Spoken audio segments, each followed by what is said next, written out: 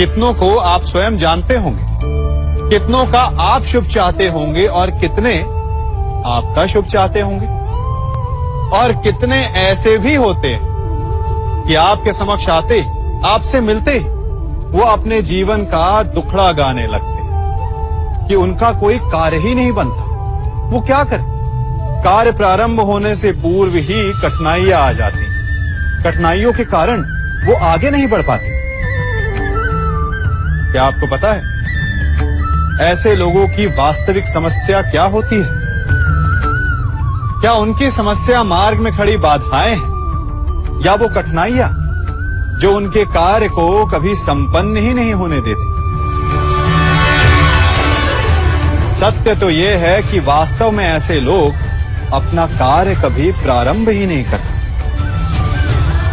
आधे मार्ग से उल्टा लौट जाने से अधिक बुरा यह है कि अपना कार्य कभी प्रारंभ ही ना कर। तनिक कार्य तो प्रारंभ करके देखिए, विश्वास कीजिए आप कभी खाली हाथ नहीं होंगे। आपको गर्वित करने के लिए सफलता भले ही आपके हाथों में ना हो, परंतु सफलता पाने का ज्ञान आपके हाथों में अवश्य होगा। अनुभव मूर्ख बनने के पश्चात ही प्राप्त होता है कि नहीं? मूर्ख बनने के पश्चात आपको ये समझ में आता है कि क्या नहीं करना चाहिए। ज्ञानी आपको ये बताते हैं कि क्या करना चाहिए, और इस संसार में क्या करना चाहिए से कहीं बड़ा ज्ञान होता है कि क्या नहीं करना चाहिए। इसलिए सदैव स्मरण रखिएगा, आपसे हुई कुछ भूलें आपको कोई मूर्ख बना जाता है, आपके साथ छल कपट करता है, तो कोई बात नहीं, ये अंत में आपको और बुद्धिमान ही बनाएगा। इस समय सकारात्मक रहिए, ये संसार आपको ज्ञान ही अवश्य कहेगा। कुछ मित्र जन्म से होते हैं, कुछ मित्र हम स्वयं बनाते हैं, कुछ मित्र परिवार में मिल जाते हैं, तो कुछ मित्र जीवन की यात्रा में। परंतु शत्रु हमें जीवन में कभी भी मिल जाते हैं। परंतु क्या आपने कभी सोचा कि वास्तविकता में आपका सबसे बड़ा शत्रु है कौन? आपका सबसे बड़ा शत्रु आपके भीतर छिपा बैठा है, और वो है आपका क्रोध। आप जिनसे रुष्ट होते हैं, उन पर क्रोध करते हैं, उन्हें हानि पहुंचाने का प्रयास करते हैं। परंतु तनिक शांत मन से सोचिए, जिन्हें आप हानि पहुंचाना चाहते हैं, ऐसा करने से पूर्व आप स्वयं भीतर से जलते हैं। क्रोध एक सुलगते हुए अंगारे के समान होता है, जिससे आप अपने शत्रु को जलाकर भस्म कर देना चाहते हैं। परंतु ऐसा करने से पूर्व आपको स्वयं उस सुलगते हुए अंगारे को उठाना पड़ता है, और शत्रु से पहले स्वयं को जलना पड़ता है, उसकी पीड़ा सहनी पड़ती है। तो यदि आपको अपने शत्रुओं से मुक्ति पानी है, तो पहले आप स्वयं के क्रोध पर नियंत्रण करना सीखिए। हम सभी के जीवन में दो प्रकार के व्यक्ति सदैव होते हैं, मित्र और शत्रु। वो हमारा प्रिय मित्र है जो हमारे जीवन में सदैव हमारे साथ रहता है। कभी कभी हम उसके लिए कुछ करते भी नहीं हैं, तब भी हमें आनंद प्रदान करता है, प्रेम प्रदान करता है। और दूसरे होते हैं हमारे शत्रु। देखा जाए तो जब हम जन्म लेते हैं तब तो कोई हमारा मित्र नहीं होता, कोई हमारा शत्रु नहीं होता। किंतु जैसे जैसे जीवन आगे बढ़ता है, हमारी आयु बढ़ने लगती है, तब हमारे मित्र और शत्रु दोनों की संख्या बढ़ने लगती है। और यह सब निर्भर करता है हमारी वाणी पर और हमारे व्यवहार पर। अब आप यदि किसी व्यक्ति का स्वागत करते हैं खुले हाथों के साथ, प्रेम के साथ, तो वो व्यक्ति आपका मित्र ही बनेगा।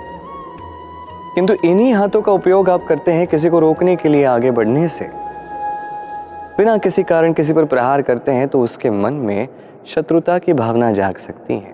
दान, मान, परमार्थ, इन्हें सबसे बड़ा धर्म कहा गया है, और ये धर्म है भी। परंतु धर्म का पालन भी सोच समझ कर करना चाहिए। यूं समझिए कि आपके पास एक बीज है, यदि आप उसे अच्छी माटी में बोते हैं तो वो फलेगा, फूलेगा। उसे देखकर आपको सुख मिलेगा। और यदि आपने उस बीज को कीचड़ में डाला तो क्या वो उगेगा? क्या उसका जन्म होगा? नहीं, वो कीचड़ में सड़कर अपना अस्तित्व खो देगा और कीचड़ का अंश बन जाएगा। कि जब तक और कोई विकल्प ही ना हो तब तक आप किसी से सहायता ना मांगे।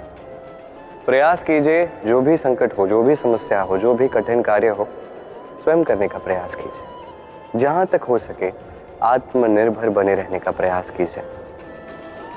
यदि ऐसा करोगे तो आप बहुत कुछ सीखोगे। दिन प्रतिदिन आपका जीवन और भी अधिक निखरेगा, आपका व्यक्तित्व निखरेगा, आपकी शक्ति बढ़ेगी, योग्यता बढ़ेगी। जीवन में यदि सुख दुख, हानि लाभ, आनंद और कष्ट का संतुलन बनाए रखना है तो सदैव गतिमान रहिए।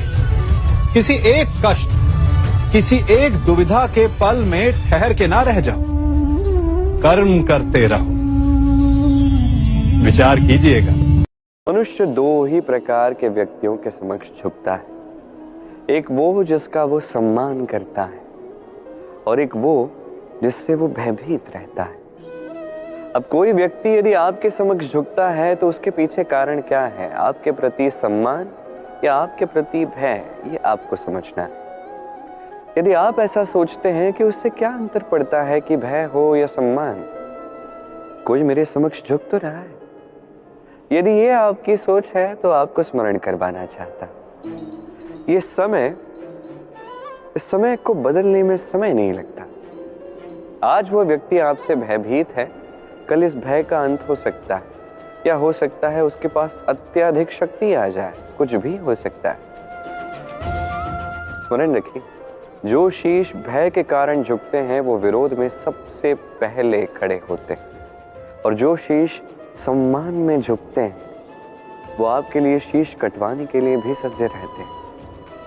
तो सबको अपना बनाइए, किंतु भय का उपयोग करके नहीं, कर्म करके, सम्मान अर्जित करके। बस यही कीजिए और मेरे साथ प्रेम से कहिए, राधे राधे।